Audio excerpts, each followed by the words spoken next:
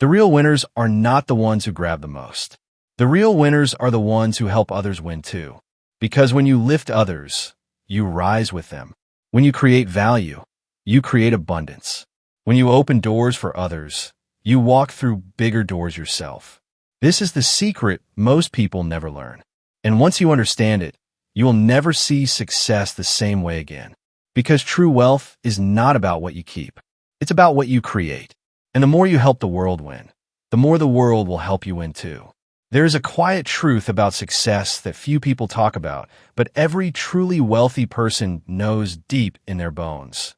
Your skills are your real weapons. Money can be lost. Opportunities can disappear. Markets can crash. But skills, the things you know how to do, the value you can create, those stay with you no matter what happens outside. For a long time, I didn't understand this. I thought success was about getting a lucky break, finding the perfect job, or meeting the right person. I spent years hoping someone would see my potential, give me a chance, change my life. But hope is not a strategy. Hope without action is just another word for waiting. The day everything started to change was the day I stopped waiting and started building. I stopped asking, when will someone help me? And started asking, how can I become too skilled to ignore? Every evening, while others watched TV or wasted hours scrolling, I spent time learning something new: sales, marketing, communication, investing, leadership. Not because someone paid me to, not because someone forced me to, but because I realized that the more valuable I became, the more control I would have over my own life. It was slow at first. Most real growth is.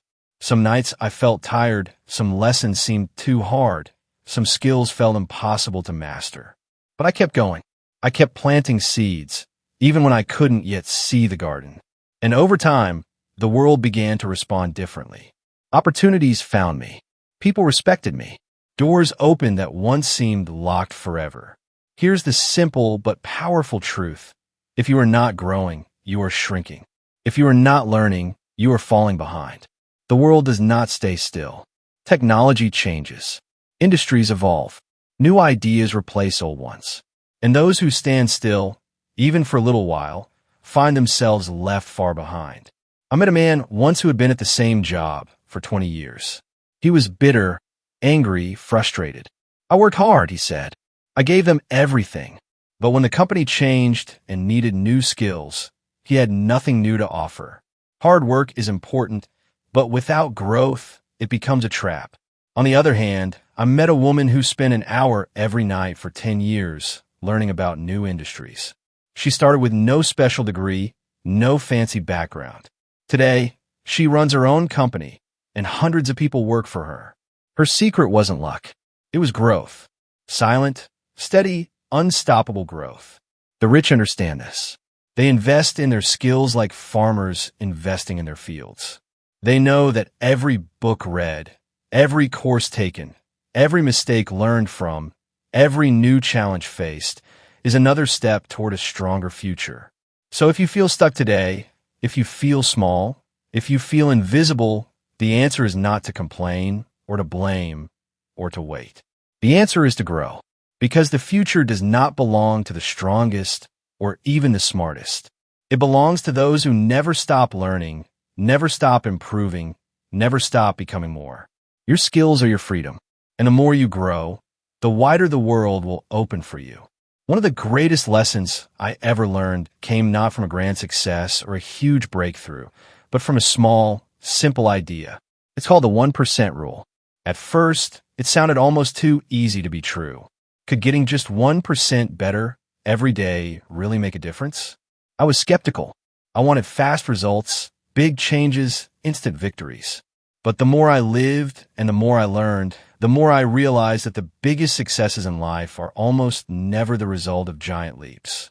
They're the result of tiny, invisible steps, repeated day after day after day. Imagine this. If you improve by just 1% every day, in 1 year, you will be 37 times better than when you started. Not 37% better. 37 times better. That number amazed me the first time I saw it. It felt almost magical, but it's not magic. It's math. It's the power of small, consistent progress stacking up quietly, relentlessly, until one day you look around and realize you're living a completely different life. I tested this idea in my own life. I set tiny goals. Read just 10 pages a day, practice a new skill for 15 minutes, reach out to one new person a week.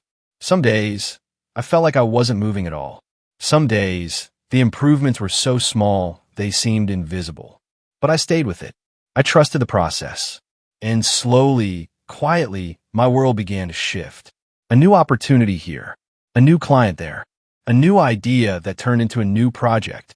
Most people fail not because they are lazy and not because they are stupid, but because they expect too much too fast. They start a diet and want to lose 20 pounds in a week. They start a business and want to become a millionaire overnight. And when it doesn't happen, they quit. They think the dream is broken, but the only thing broken is their patience.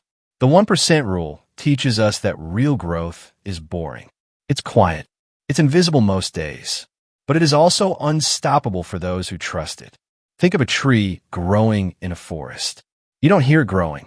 You don't see it getting taller every second. But day by day, drop by drop, with sunlight and rain in time, it becomes a giant.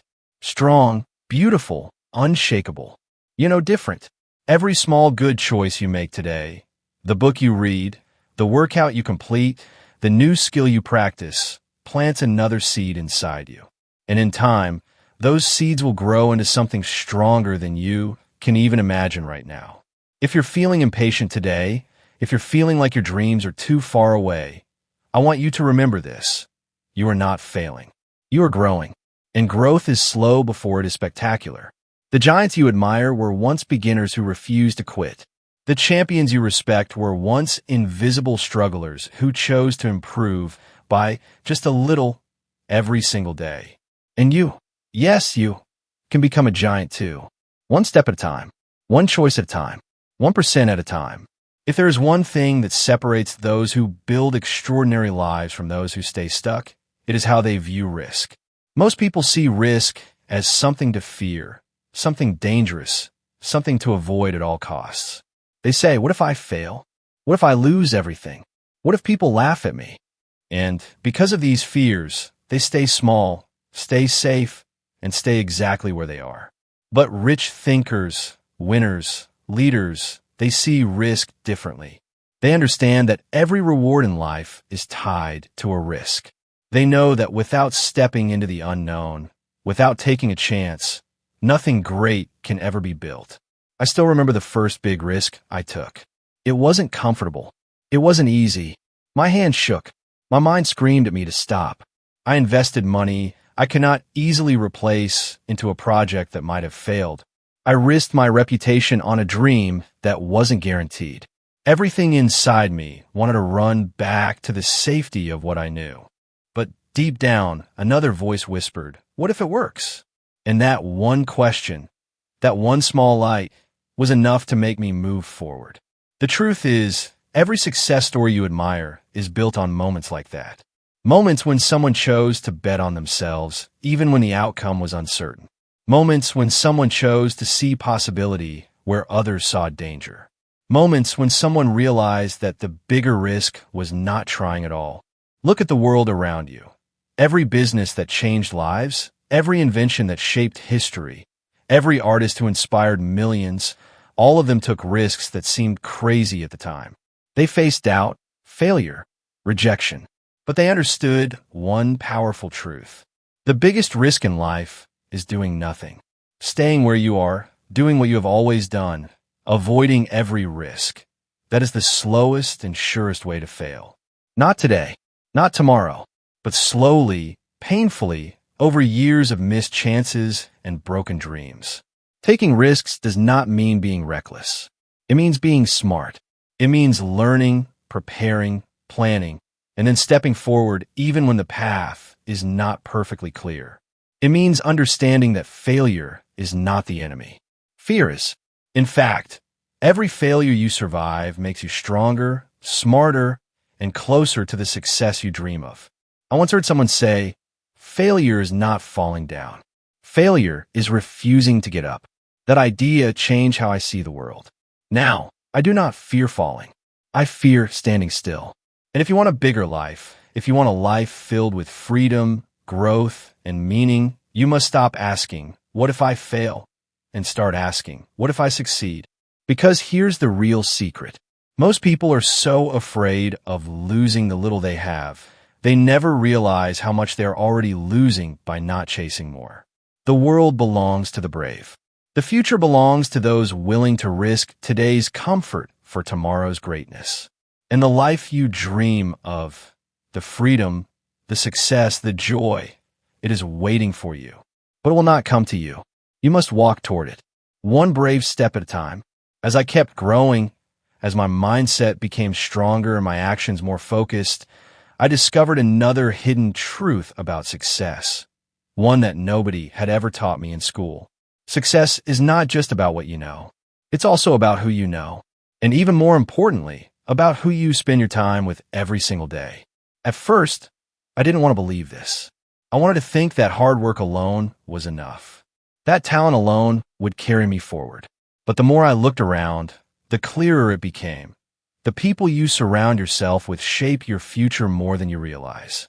If you spend your time with people who are lazy, negative, always complaining, always blaming, you start thinking like them. You start lowering your dreams without even noticing. Their doubts become your doubts. Their fears become your fears. Their small thinking becomes your prison. But if you spend time with people who dream big, who work hard, who lift others up, who see challenges as opportunities, you grow just by being near them. Their energy fills you. Their belief strengthens you. Their victories show you what's possible.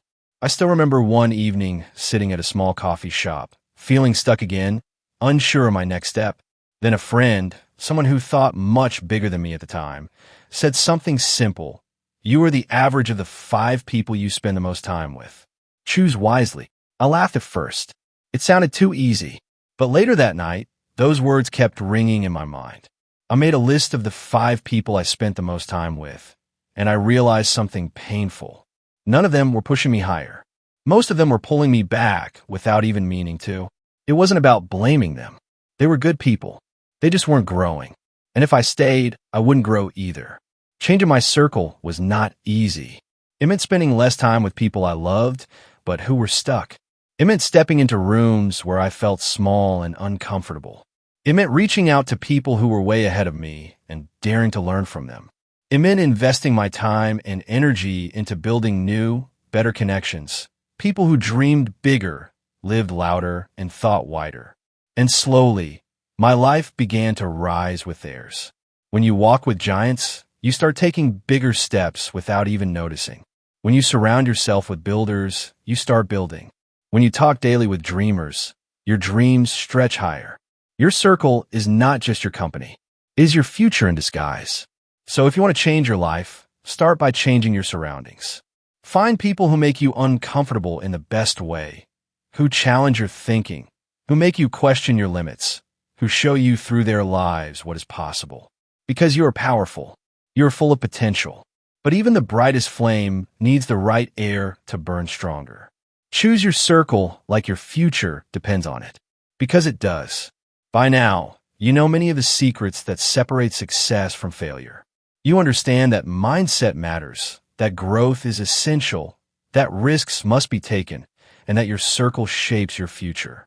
You know that tiny steps, taken every day, can lead to giant transformations. But there is one final truth, one final painful lesson I had to learn. And it is this: knowing is not enough. Knowing without action is just another way of standing still. For a long time, I thought that if I just learned enough, if I read enough, if I watched enough videos, somehow my life would change. I thought knowledge itself was power. But I was wrong. Knowledge is potential power. Real power only comes when you act. I remember one year when I consumed more books, courses, and seminars than ever before. My notebooks were filled with ideas, strategies, dreams. But at the end of that year, when I looked at my life, almost nothing had changed. Why? Because I had confused learning with doing. I had become an expert in dreams, but a beginner in action. And I learned the hard truth. Life rewards execution, not intention. The richest, strongest, happiest people are not the ones who know the most. They're the ones who do the most with what they know. They move fast. They take messy action. They stumble, they fall, they adjust, but they keep moving. Most people stay poor, not because they lack information, but because they wait. They wait for the perfect plan. They wait for the perfect day. They wait until they feel ready. But readiness is a lie. You will never feel completely ready. You will always feel a little fear, a little doubt, a little discomfort. That's normal. That's human. The difference is that winners move anyway. You will not build a new life by thinking about it. You will not reach your dreams by wishing for them. You will not transform your future by planning forever.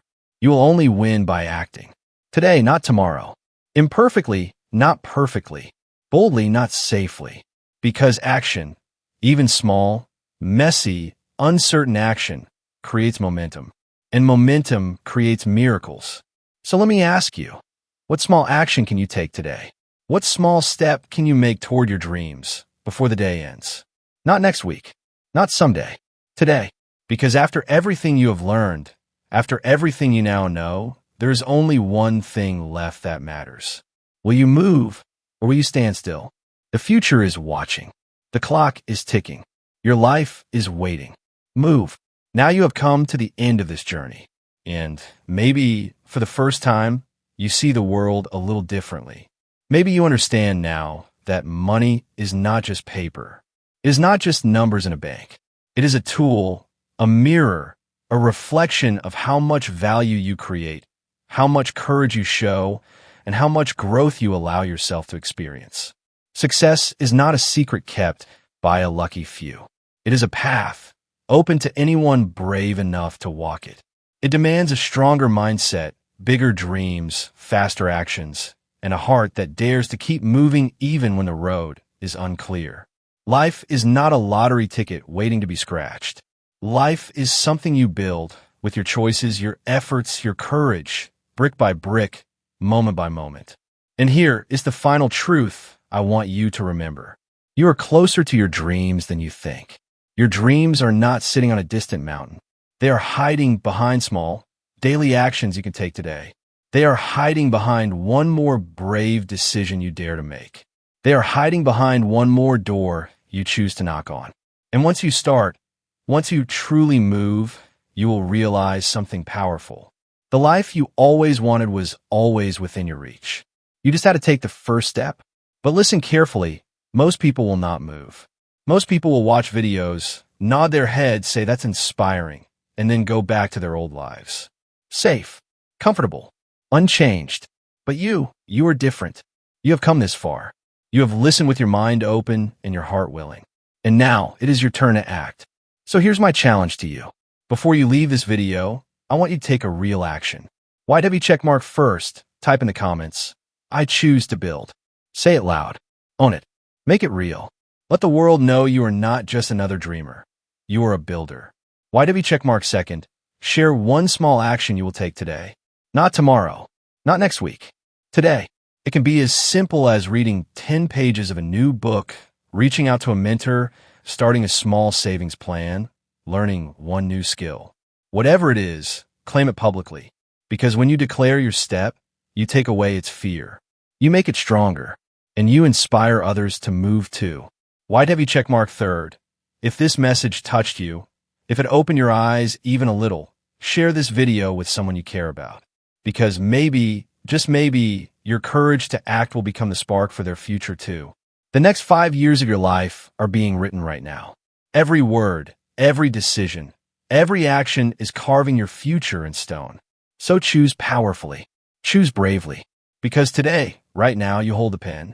Today, you're the author of your new story. And I believe, deep in my heart, that the chapters ahead can be greater, richer, and more beautiful than you have ever imagined. Now go. Go build a life so powerful, so free, so full of meaning, that when others look at you, they will not just admire your success.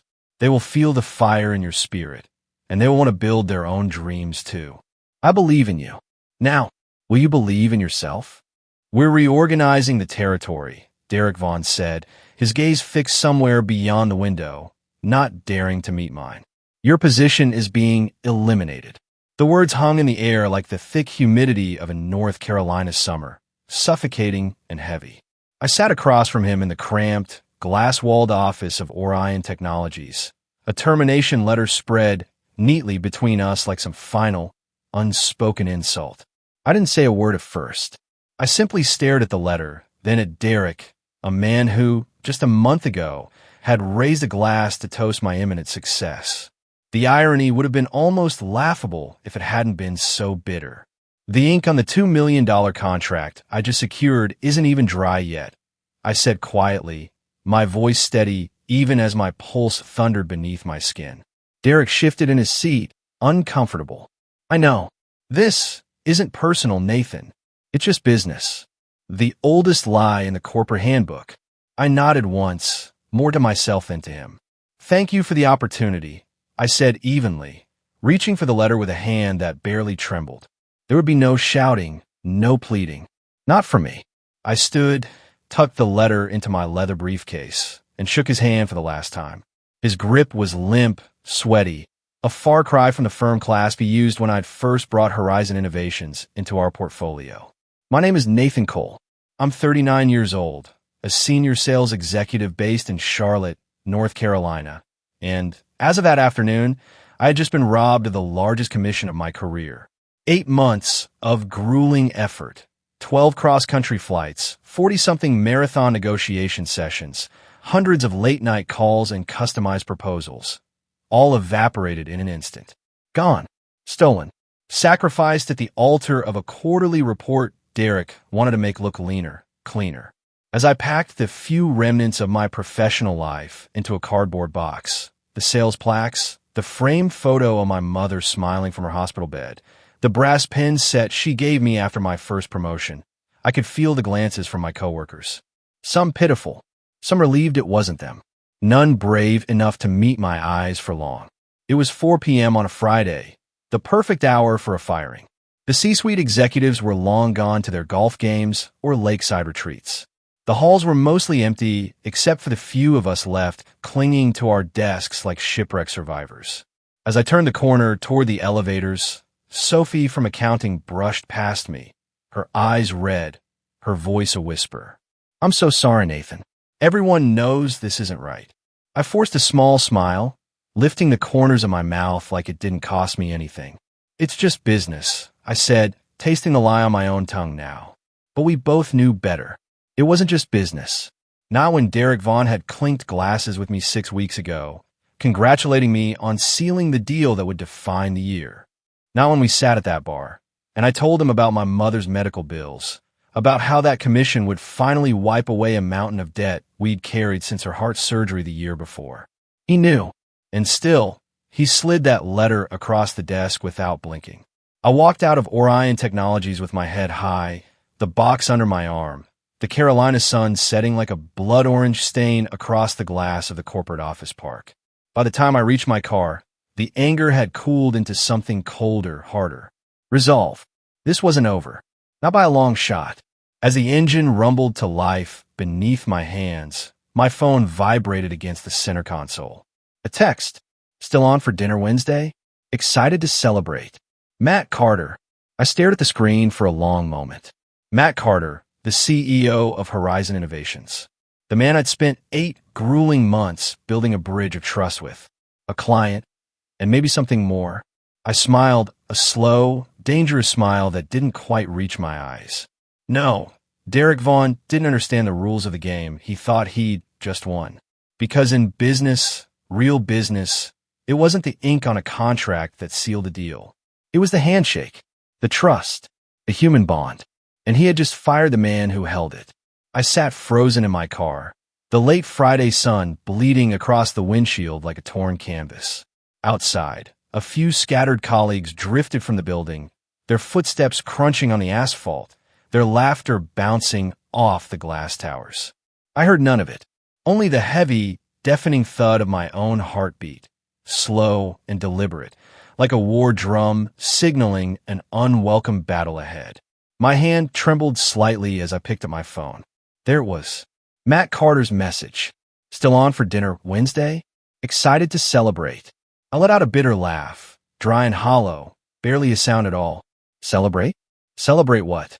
I just lost everything. I closed my eyes, and in that heavy, suffocating silence, an image of my mother surfaced.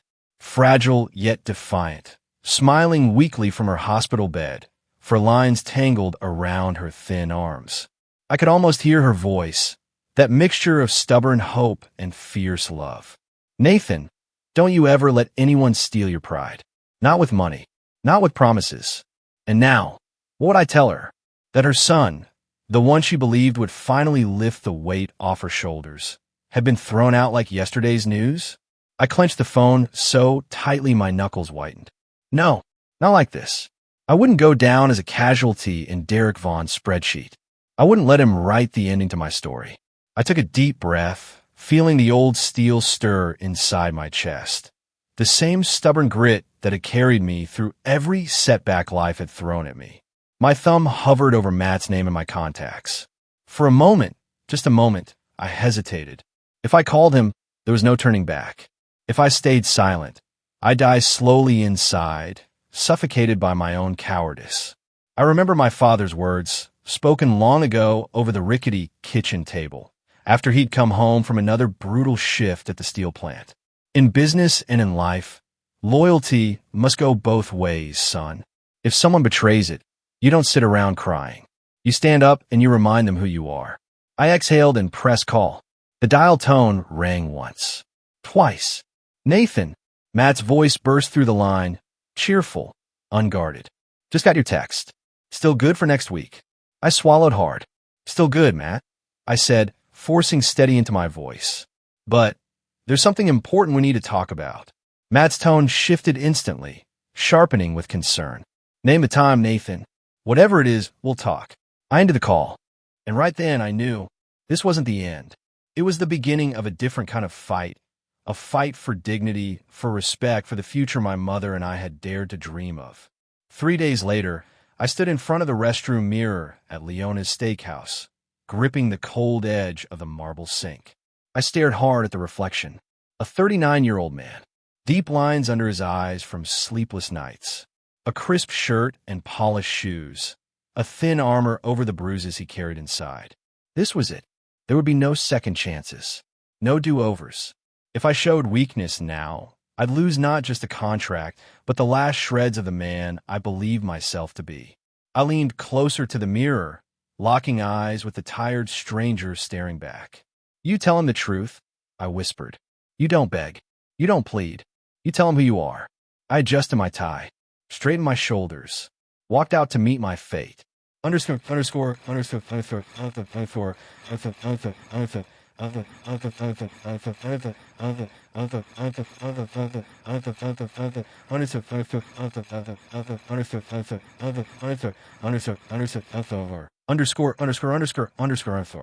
Matt was already at the table, flashing that easy grin of his, raising a glass to me. A bottle of Cabernet, his favorite, already breathing on the table. But the second he saw my face, the grin faded. He set the glass down carefully, tension etching into his posture. Nathan, what's wrong? I sat down, and I told him everything. Every brutal, humiliating detail. The Friday firing, the stolen commission, the way Derek Vaughn had turned my loyalty into a weapon against me. I didn't cry. I didn't curse. I just told the truth, plain, stripped bare, a man laying down all his cards. When I finished, the restaurant seemed unnaturally quiet. The candlelight flickered between us, casting long, trembling shadows on the white tablecloth.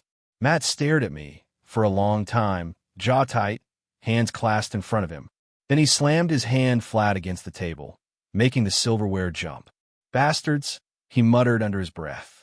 They didn't just betray you. They betrayed us. The whole damn partnership we believed we were building. I said nothing. There was no victory in this. No triumph in recounting your own betrayal. There was only the slow, grinding weight of reality settling in. Matt pushed his chair back and stood, reaching across the table. He offered me his hand, not as a businessman, but as a brother in arms. A handshake that wasn't about contracts or commissions. It was about honor. Nathan, he said, voice low but steady. Orion Technologies might think they can erase you, but Horizon doesn't. Not by a long shot. For the first time in days, I felt the tightness in my chest loosen. Not because I had won anything yet, but because I remembered. In a world full of snakes, sometimes you still find a man who knows how to shake hands and mean it. The following Monday, I stood in the lobby of Apex Dynamics, feeling the kind of nerves I hadn't experienced in years. It wasn't fear. It was anticipation, like a prizefighter stepping into the ring after a brutal knockdown, bloodied but unbowed. The reception area gleamed with sharp lines of glass and steel, a stark contrast to the aging, corporate beige of Orion Technologies. Every inch of this place whispered ambition, innovation, hunger.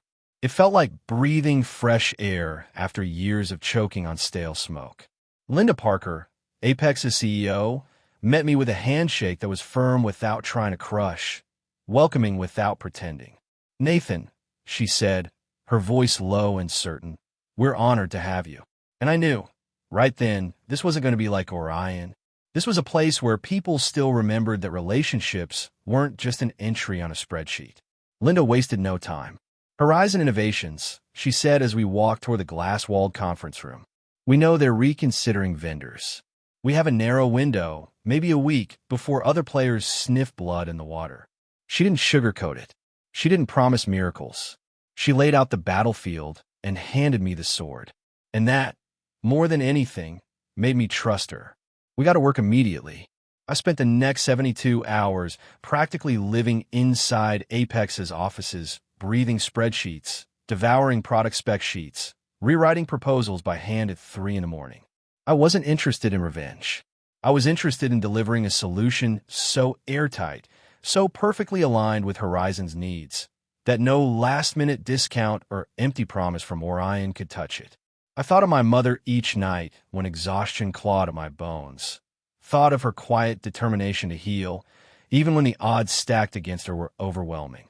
If she could keep fighting, so could I. By Thursday, we had it. A fully customized offer for Horizon, built from the ground up. Better pricing, longer warranties, tailored service guarantees that addressed the pain points I knew intimately from months of conversations with their executive team. I rehearsed the presentation in my head until the words blurred together in my dreams, but knew better than to think Orion would roll over and die. They were desperate now. I could feel it like electricity in the air. That fear was confirmed when Brandon, my old friend from Orion, sent me a text. "Heads up, Vaughn and Ellis are meeting with Horizon today. They're offering a 30% discount and free implementation." My stomach twisted. It was a desperation move, a Hail Mary. They knew they were bleeding, and they were trying to patch it with dollar bills. I showed the message to Linda, who met my gaze with a nod. "We move now," she said simply. "No panic, no drama, just action." We arrived at Horizon's headquarters 15 minutes later. The receptionist, already expecting us, directed us to Conference Room B. As we walked through the glass corridors, the familiar ache of betrayal flared in my chest. Memories of how much I had invested here, how much of myself I had poured into winning Horizon's trust. When we entered the room, I nearly laughed. There they were. Derek Vaughn, all false smiles and slick hair. Robert Ellis, looking uncomfortable in a suit that no longer seemed to fit his authority. And at the head of the table, calm and steady, sat Matt Carter. He stood when he saw me, his smile genuine, warm, not the brittle mask worn by the two men still clinging to the wreckage of Orion. "Perfect timing," Matt said. "These gentlemen were just explaining why I should reconsider our cancellation." He gestured for us to sit. And so began the strangest meeting of my life. First, Derek and Robert made their pitch, dripping with last-minute concessions, desperate promises, hollow words dressed in cheap cologne. Then I stood. No theatrics, no grandstanding. I simply walked them through Apex's solution, point by point, calmly, methodically, surgically. I spoke not to humiliate, not to gloat. I spoke to remind everyone in that room why trust was a currency more valuable than any discount. When I finished, Matt leaned back, nodding thoughtfully. "Thank you, everyone. I'll confer with my team and be in touch." Outside in the parking lot, Derek cornered me, his face twisted with rage. "You won't get away with this," he hissed under his breath. "You have no idea what you're up against." I looked at him, really looked, and saw a man drowning in his own arrogance, clawing at whatever he could grasp. "I'm not up against anything, Derek," I said, voice calm as still water. "I'm just standing where you thought I wouldn't be. May the best solution win." He sneered and stalked away. I didn't watch him go. He no longer mattered. Back at Apex, Linda was already mobilizing. "You handled that like a pro," she said, clapping a hand on my shoulder. Freeman was leaning forward during her whole pitch. That's a good sign. Still, I knew better than to celebrate early. Sales is a battlefield littered with the corpses of deals that looked certain. I waited. I waited through 2 long, slow, soul-wringing days. And then, Friday afternoon, my phone rang. Matt's name lit up the screen. My hand shook a little as I answered. "Nathan," he said, no preamble. "We've made our decision. Can you come to my office at 4? The drive to Horizon's campus felt longer than it should have. My mind ran wild. Every possible scenario, every lingering fear that Derek's bloodbath discounts had swayed someone at the last minute. But when I walked into Matt's office, there was no Derek, no Robert, just Matt and his team and a thick contract sitting on the table between us. "We're going with Apex," Matt said, extending his hand. I closed my eyes for a heartbeat, letting the relief crash over me in waves. "You won't regret it," I said, gripping his hand with both of mine. "I know," he smiled, "because it's not just the better product. It's the better people." And for the first time in what felt like a lifetime, I believed it too. The weeks that followed moved with a strange kind of velocity, fast enough that the days blurred together, but slow enough that every small victory left a lasting imprint. Horizon Innovations not only signed with Apex Dynamics, but expanded their scope within the first month, adding 2 new divisions to the project. What had started as a $2.5 million deal grew steadily toward a $3.8 million long-term partnership. Each milestone felt less like a conquest and more like a quiet reaffirmation of everything I had fought for. My new office at Apex overlooked the skyline of Charlotte, a view I hadn't realized I craved until I had it. There was something about seeing the city sprawled out beneath me, lights blinking against the dark, that made me feel untethered, limitless. For the first time in a long while, I wasn't just surviving. I was building something real, something that couldn't be yanked away with a single sheet of paper and a coward's excuse. Linda Parker stopped by one afternoon, dropping a thick manila envelope onto my desk. "Promotion papers," she said casually, though the twinkle in her eye betrayed her pride. "Vice President of Strategic Accounts. Effective immediately." I stared at her, stunned. "You earned it, Nathan," she said simply. "This team, this culture, it's better because you're here." I signed the papers with a hand that felt oddly steady. Maybe because this time I wasn't chasing a title. I was stepping into a responsibility I believed in. Meanwhile, the ripple effects of Horizon's departure had started to unravel Orion Technologies faster than I had predicted. Brandon sent me updates like clockwork, mass resignations, frantic restructuring meetings, rumors of investigations into management practices. Then one afternoon, a headline flashed across Linda's tablet. Orion Technologies announces leadership shakeup amid market decline. Robert Ellis had stepped down. Derek Vaughn was reportedly on indefinite leave. The company's stock price had plummeted nearly 20% in less than 6 months. I should have felt triumphant. I didn't. All I felt was a hollow inevitability, like watching a house of cards collapse in slow motion. They had built their empire on fear, short-term wins, and broken promises. Of course it would fall. That was always the destiny they chose, not because I fought them, but because they betrayed the very foundations that held businesses together: trust, respect, integrity. The real vindication didn't come from their downfall. It came from what I was building now. One morning, sitting in my office with a coffee still steaming in my hand, my phone buzzed. A text from Matt Carter. "Implementation team says everything's ahead of schedule. Dinner next week to celebrate." I smiled, the kind of smile that comes from deep, earned contentment. "Absolutely," I replied. "First round's on me." Later that day, I drove to visit my mother at the rehabilitation center. Thanks to the new insurance plan Apex provided, better, broader, she was now under the care of the top specialist in the region. Her color had returned. Her laughter was sharper, more mischievous, like the woman who used to chase me barefoot through the backyard when I was 6. "There's my warrior," she teased as I walked in, setting aside the mystery novel she was devouring. "How's my favorite corporate pirate? Still stealing treasure?" I joked, pulling a chair beside her bed. As we talked about work, about life, about nothing at all, she reached over and squeezed my hand. "Your father would be so damn proud of you," she said, her voice thick with emotion. "Not just for winning, for how you won." And I knew she was right, because at the end of it all, after the betrayals, the battles, the endless nights of doubt, I hadn't become like them. I hadn't traded my soul for a shortcut. I had chosen the harder road, the lonelier road, but also the one where you could look yourself in the mirror and not flinch. 6 months after joining Apex, I stood at the annual National Sales Conference, accepting the award for Sales Executive of the Year. The room was packed with industry leaders, many of whom knew the full, unvarnished story of what had happened at Orion. Gregory Ellis was there too, lingering near the back, his smile tight and hollow when our eyes met. I didn't hold his gaze. He wasn't my story anymore. When I gave my speech, I spoke not of numbers or margins. I spoke of relationships, of loyalty, of why, in an industry obsessed with quick wins and quarterly bonuses, the real victories belong to those who chose to build, not burn. Success isn't about closing a deal, I said, my voice carrying through the room. It's about building a partnership, one built on trust, respect, and integrity. When we forget that, we stop being professionals. We become transaction machines, and machines can be replaced. Human connections, earned and honored, cannot.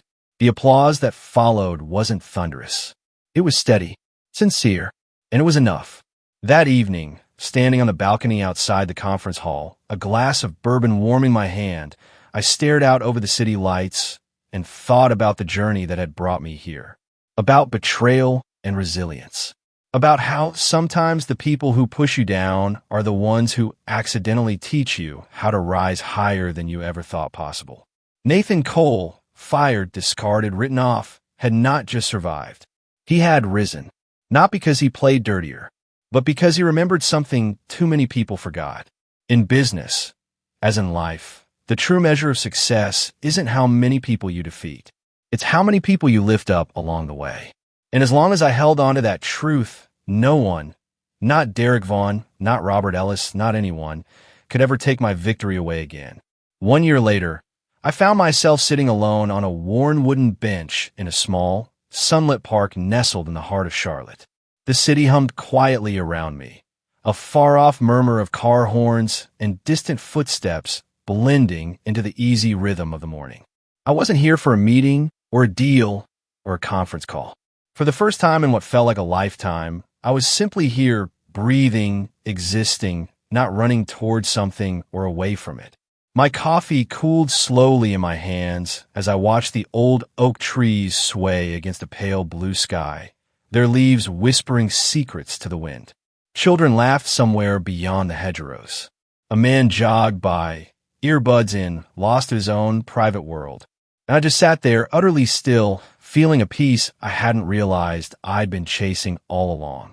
My phone buzzed next to me, a steady reminder that the world still spun on. Linda checking in about a new expansion project in Austin.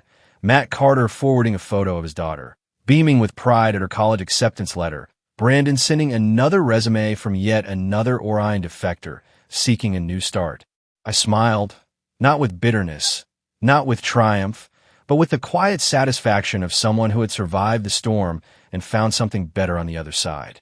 Apex Dynamics had grown faster than any of us had dared to predict. A 22% expansion in market share, 2 new major accounts signed, and a reputation not built on fear or desperation, but on relationships and trust. The real victory wasn't in the numbers we posted or the awards we collected. It was in the way people walked the halls of Apex, unafraid, unguarded, proud of the work they did and the people they did it with. Somewhere along the line, we had built something real, something that couldn't be stolen, manipulated, or burned down with a single act of betrayal. I thought briefly of Derek Vaughan, now a cautionary tale whispered in conference rooms he would never be invited into again, consulting for a third-rate logistics company, clinging to the wreckage of his own making. I felt no triumph in that thought, no lingering resentment, only a distant, inevitable sadness, the way you might feel watching a bridge collapse in the distance. Regrettable, but unavoidable, given the rot that had been hiding inside its beams all along. My victories weren't measured in the falls of men like him. They were measured in moments like this: a spring morning, a simple bench, a life reclaimed one choice at a time. Later that afternoon, I would visit my mother at her rehabilitation center, where she now thrived under the care of the best specialists our new insurance plan could afford. She would greet me with that same fierce sparkle in her eyes, teasing me for being the corporate pirate who somehow stole back the future they tried to take from us. She would remind me, as she always did, that success wasn't about the money or the titles, but about the way you carried yourself through the fire. And I would sit beside her, smiling, realizing fully, maybe for the first time, that the true revenge was never about crushing those who wronged you. It was about refusing to become like them. It was about choosing again and again to rise without hate, to win without cruelty, to build something so enduring that the noise of their betrayal faded into nothing but a forgotten echo. As I sipped my coffee and watched the morning stretch lazily toward noon, I understood what my father had meant when he told me that loyalty must go both ways. And I knew, deep in my bones, that the race I had been running all these years was never about outrunning my enemies. It was about outrunning the worst parts of myself. Nathan Cole had been fired, forgotten, underestimated. And yet here I was, standing taller than ever, not in spite of what had been done to me, but because of the man I had chosen to be in the aftermath. The past was over. The future was mine to write. And the pen, for the first time in a long while, was finally steady in my hand. If this story resonated with you, if you've ever stood at the crossroads between giving up and rising higher, I'd love to hear your journey. Share your experiences in the comments, your battles, your lessons, your quiet victories. Because in the end, we're all fighting silent wars the world rarely sees. And sometimes, hearing someone else's story reminds us that we're not alone. If you found a piece of yourself in this story, consider subscribing to the channel. Here, we don't just talk about success. We talk about the scars, the battles, the growth, and the relentless hope that carries us forward. Thank you for being here. Thank you for believing, not just in winning, but in winning the right way. I'll see you in the next story.